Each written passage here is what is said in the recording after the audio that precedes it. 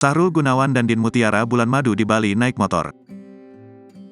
Momen bahagia sebagai pengantin baru dengan berbulan madu di Bali baru saja dibagikan pasangan Sahrul Gunawan dan Din Mutiara.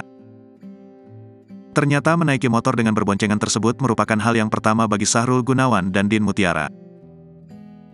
Maklum, Sahrul dan Din belum pernah berboncengan menggunakan sepeda motor. Momen tersebut membuat Sahrul Gunawan dan Din Mutiara merasa bahagia. Sahrul Gunawan dan Din Mutiara memang memutuskan untuk bulan madu di Pulau Dewata, Bali. Bak pasangan pengantin lainnya Sahrul terus di sisi istrinya dan tak mau jauh dari Din Mutiara. Bulan madu kedua mereka kali ini pun sangat berbeda. Sahrul Gunawan dan Din Mutiara berkeliling menggunakan motor saat di Bali. Oh iya, waktu di Ubud, naik motor. Kemarin ya sama aja, pengen melakukan sesuatu yang berbeda kebetulan memang belum pernah kita boncengan ya, baru pertama kali, kata Sahrul Gunawan, Selasa, tanggal 6 Juni tahun 2023. Kemudian setelah resmi nikahi Din Mutiara, Sahrul Gunawan mengaku ingin tambah anak.